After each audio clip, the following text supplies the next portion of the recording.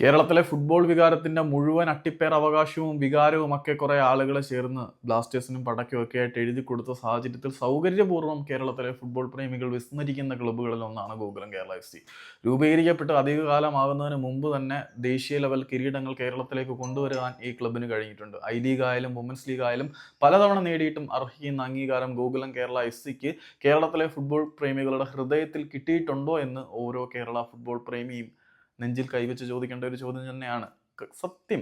കാരണം അവർ അർഹിക്കുന്ന അംഗീകാരം അവർക്ക് ഇതുവരെയും ലഭിച്ചിട്ടില്ല എന്നുള്ളത് സത്യമാണ്. ഗോകുലം കേരള FCയുടെ ആരാധക സമൂഹമായിട്ടുള്ള ബറ്റാലിയയും തങ്ങളാൽ കഴിയുന്ന വിധത്തിലുള്ള പ്രവർത്തനങ്ങൾ ഈ കേരള സമൂഹത്തിൽ ചെയ്യുന്നുണ്ട്.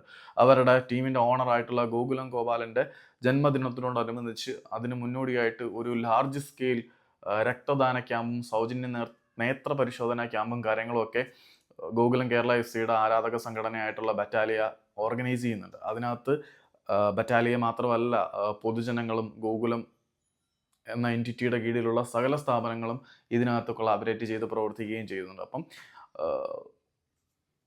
കേരളത്തിലെ ഫുട്ബോൾ വികാരത്തിനോട് ചേർന്ന് നിൽക്കുന്ന അല്ലെങ്കിൽ കേരളത്തിലെ സാമൂഹ്യ മേഖലകളിൽ കൃത്യമായിട്ടുള്ള ഇടപെടലുകൾ നടത്താൻ ശേഷിയുള്ള ഒരു ആരാധക സമൂഹം തന്നെ ഗോകുലം കേരള FCക്ക് ഉണ്ട്. അവരുടെ ബറ്റാലിയ ഒരുപാട് പ്രവർത്തനങ്ങൾ നടത്തുന്നുണ്ട്. സൗകര്യപൂർവ്വം നമ്മളെല്ലാം അത് അവഗണിക്കുന്നുണ്ടായിരുന്നു എന്നുള്ളതാണ് സത്യം. അവരും കുറച്ചുകൂടി വിസിബിലിറ്റി അർഹിക്കുന്നുണ്ട്. ഏതായാലും അവർ 22-ാം തീയതി വളരെ വലിയൊരു രക്തദാന ക്യാമ്പും നേത്രപരിശോധനാ ക്യാമ്പും കാര്യങ്ങളൊക്കെ ഓർഗനൈസ് ചെയ്യുന്നുണ്ട്.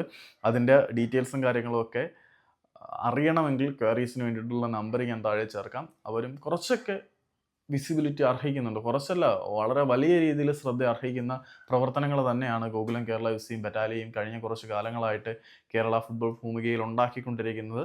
മലബാർ റെയിൻസിന് അർഹിക്കുന്ന അംഗീകാരം കിട്ടുന്നില്ല എന്നുള്ളത് ഒരു സത്യം തന്നെയാണ്.